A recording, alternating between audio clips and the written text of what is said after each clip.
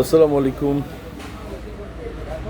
একটা নারকীয় ঘটনা ঘটে গেল বাংলাদেশে।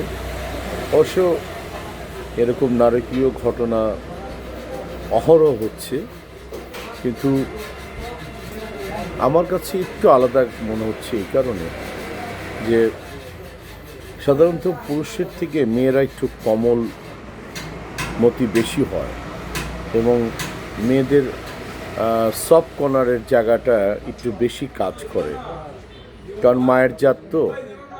আর হোপফুলি এই প্রথম একজনকে দেখলাম যে একজন নারী, তাও একজন সরকারি কর্মচারীর ওয়াইফ। তার মানে একজন সরকারি কর্মচারী তো ডেফিনেটলি এডুকেশন ব্যাকগ্রাউন্ড তো তার খুবই ভালো থাকে ন্যাচারালি। তো তার স্ত্রীও ওইভাবেই বেছে নিল।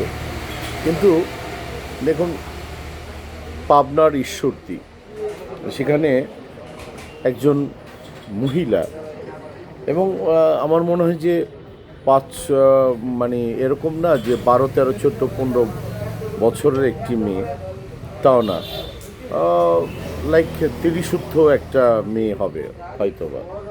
তার চেহারা দেখলাম, তার চেহারা স্বরূপ দেখলাম। সে একটা কুকুরের 6টা কি 7টা বাচ্চা পানিতে, মানে একটা বস্তার মধ্যে ভরে পানিতে ফেলে দিয়ে তাকে মেরে ফেলেছে। এটা চিন্তা করে দেখেন তো, মানে এটা কিরকম একটা পৈশাসিক একটা আচরণ পৃথিবীতে। আমার মনে হয় যে ন্যাচারালি আমার মতো মানুষ যদি আমি সামনে পেতাম, 100% একটা জুতা পেটার কাজ হয়তো বা ঘটিয়ে ফেলতাম আমি। প্রাণী বলতে আল্লাহ সুবহানাহু ওয়া তাআলার কাছে সমস্ত প্রাণীরই কিন্তু জান আছে, কিন্তু এবং জান যদি থাকে তার সম্মানবোধ, তার বেঁচে থাকার অধিকারও আছে পৃথিবীতে। এবং দেখুন, মৃত্যু অপরিহার্য একটি শব্দ, মৃত্যু হবে, এটা বাস্তব সত্য কথা। সেটা আল্লাহর তরফ থেকে নিয়ে যাবে, আপনাকে নিবে, আমাকে নিবে, এটি বাস্তব। কিন্তু এই ধরনের ঘটনা ঘটাবে আর তার জেল হবে না, এটা হতেই পারে না। একটা মানুষ মার্ডার করার কারণে যদি জেল হয়, ফাঁসি হয়, তাহলে তো আমি মনে করি যে মানুষটা তো প্রাণী, ঠিক না? ও, আপনি বলবেন যে কুকুর মারছে তো কী হয়েছে, কুকুরের প্রাণ নাই কি? এবং কিছু কিছু মানুষরা তার মাকে তুলে গালাগালি করছে।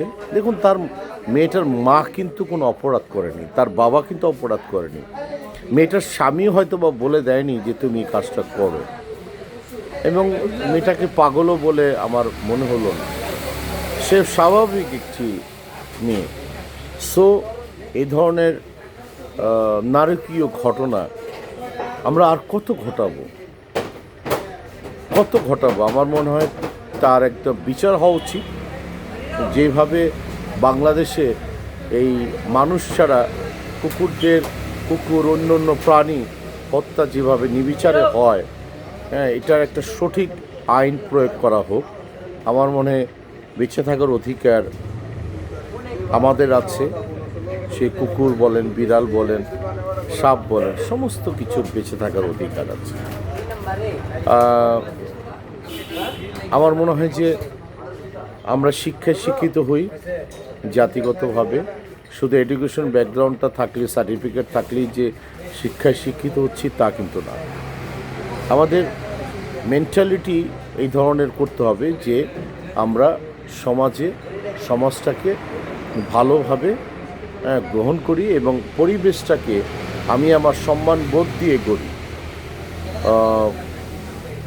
আমি বিচার চাই।